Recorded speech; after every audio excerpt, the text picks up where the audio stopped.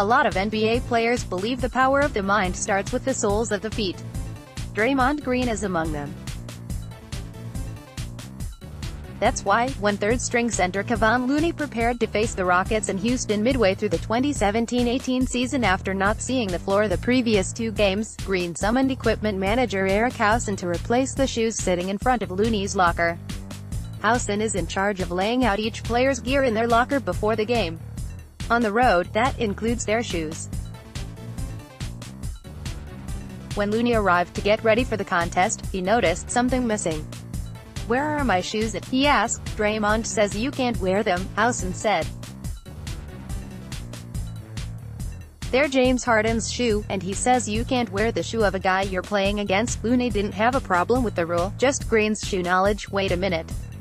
They aren't even Harden's shoe," Looney complained. "So can I have them back?" The shoes were returned, but he has adhered to the policy since.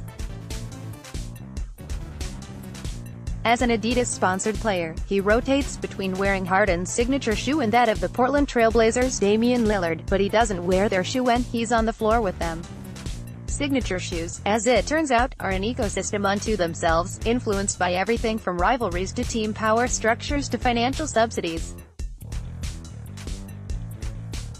It's Game of Thrones played out in podiatry fashion at floor level, and LeBron James, as with so many NBA-centric subjects, is at the heart of it all. No player has inspired more opponents who once swore by his signature shoe to vow never to wear them again. Green not only stopped wearing his LeBron Soldiers after he faced their namesake in the 2015 NBA Finals, but he also began inspecting his teammates' gear before games. If he caught someone preparing to wear the signature shoe of any Warriors opponent on a given night, he'd have Howson take them, as he did with Looney last season. Some slipped through. Warriors forward Jordan Bell was not aware of the rule and got away with wearing Paul George's signature shoe in this year's season opener against the Thunder, although he saw less than 7 minutes of action. Then again, after he broke his foot in college, Bell has had to choose his shoes based on fit and comfort more than allegiance. After facing off against LeBron James in the finals, Draymond Green decided neither he nor his teammates should wear the sneaker of their opponent so as not to allow a player any sort of mental edge against the Warriors. Gregory Seamus, Getty Images. "My foot is really sensitive about what shoes I wear, so I don't have that luxury," he says. "I broke the 5th metatarsal on my right foot. Had a screw put in it. Had 2 surgeries. I wore KDs until last year and then my foot just didn't like them. I felt a burning sensation. The most comfortable shoe for my foot are PGs, high ankle support, nice cushion, not too thin, not too thick, still light but has the comfort you need." Green is apparently willing to make allowances. "It's not a team rule at all," he says. "We don't look that deep into it. I'm just not a fan. So if I see some guy doing it, I'll say something, like, hey, for one game, put on a different shoe." When we're playing against Houston, Loon is switching on James a lot. If you're out there playing against him in his shoe, he's got you dominated already. "Early on in my career I used to wear LeBrons, and I was like, so? They're comfortable, and then as I started to grow and I'm into my 2nd and 3rd year and I'm like, I'm battling with this dude, I can't wear these shoes anymore when I'm going up against him." The Cavaliers developed the same policy regarding Steph Curry and his Under Armour signature shoe. It was understood more than plainly stated, leaving one member of the Cavs finals roster last year unaware of the rule, but only, perhaps, because he never considered wearing UAs. Another former Cavalier texted, "There was no way anyone on Cleveland the last few years would wear them, for the obvious reasons." A former NBA journeyman said several of his teams had top stars who tried to implement anti-Kobe and anti-LeBron shoe policies. "It's ego stuff," he said. "I still wore what I wanted." Toronto Raptors guard Danny Green has experienced the shoe hierarchy's full spectrum. Or at least nearly. He started his career as a second-round pick with the Cavaliers and LeBron as a teammate. When James offered to supply him with Soldiers, Green happily took him up on it and continued to wear them even after he joined the San Antonio Spurs a year later. Then Green and the Spurs were upended by James and the Miami Heat in the 2013 finals. I gave them up soon after that, he says. The bitter taste of losing to James after being 19.4 seconds away from a clinching victory in Game 6 inspired him to switch to signature shoes by George and Kyrie Irving, though he made sure not to wear their shoes when he played against them. It required a bit of foresight, checking the schedule to see when he might be playing against someone with a signature shoe he liked and having alternate shoes packed. Losing to James and the Heat in the 2013 finals convinced Danny Green to stop wearing the shoes of his one-time teammate. Vince Ladke, Associated Press. You know what your road trip looks like and who you're playing, Green says. No road trip is usually longer than 3 or 4 games. So I'd think, alright, we're playing LeBron, we're playing KD, we're playing OKC. I'll bring some PGs until we play OKC, and then I'll wear some Kyries or something like that. He made an exception only once. The last time he played against Kobe Bryant, he wore provided black and gold Kobe tribute shoes. Until halftime. Tried him, he says. Too much like a soccer shoe. I gave him a half.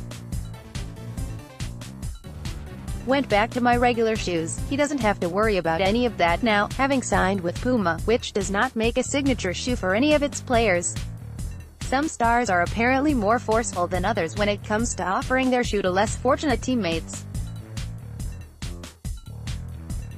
Former Clippers center Ryan Hollins says he was practically coerced by former Clippers point guard Chris Paul into trading in his Cobes for Paul's Jordan brand sneakers, which apparently took up the majority of the team equipment room. He told me he could hook me up, and I tried to play it off, Hollins recalls.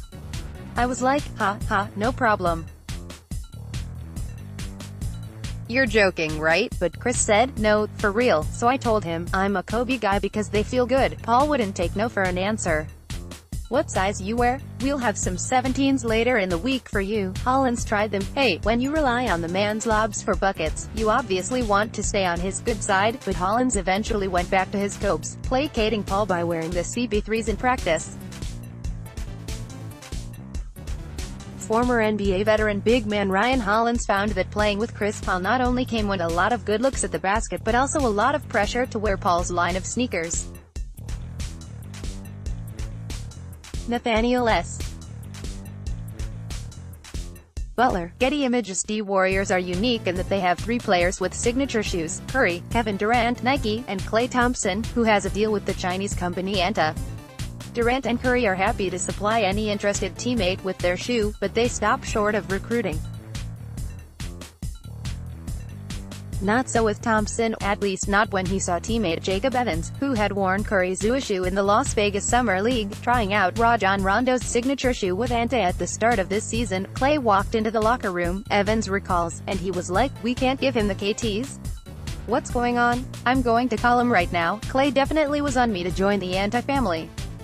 He was just telling me about the company, and the gear, how the shoe felt, the perks in his deal and his trips to China. Once I started wearing his shoe in practice, he'd ask me all the time how they felt, if I liked them. He was just making sure I was happy. He made sure they were sending me enough gear and that if I needed more gear just to let him know and they'll get it done. Even though they're high tops, and I haven't been a high top guy, they're some of the most comfortable high tops I've ever played in. The Warriors have 3 players with signature shoe deals, but Klay Thompson has been the most active in recruiting teammates to wear his line from Anta. Joe Murphy, Getty Images. Is another part of the equation that is easy to overlook. Stars with signature shoes also have 9-figure contracts, while end-of-the-bench players could find themselves suddenly waived and buying their own gear. It's all well and good for top-line guys to worry about mind games based around what's on their feet, but, as the former Cavalier also texted, if the 12th guy is offered money and $20,000 in merch, you are going to wear that ST. Leave it to Nick Swaggy P. Young, recently released by the Denver Nuggets, to take a completely different approach to signature shoe warfare. When he knew he'd be facing Kobe or LeBron, he'd make a point of wearing a rare retro pair of their shoes, ones that would prompt a double take from their namesake, and perhaps a momentary distraction. He wore old LeBrons that maybe only LeBron would have, Looney recalls of his former teammate. For Green, the choice to not wear a rival's shoes is not only about making a statement but also about making a pitch for his own shoe. His Nike Hyperdunks have his logo on the tongue, but Bell quickly clarified that they do not qualify as signature shoes. There are no DGs, he says, laughing. Green isn't giving up hope. If you're always in another guy's signature shoe, how will a shoe company ever look for you to possibly get your own, he says. That's the real reason I stopped. I would have continued to wear LeBrons and just not worn them against him. But if I'm in another guy's shoe, they'll never look at me that way. Rick Bucher covers the NBA for Bleacher Report. Follow him on Twitter, @RickButcher.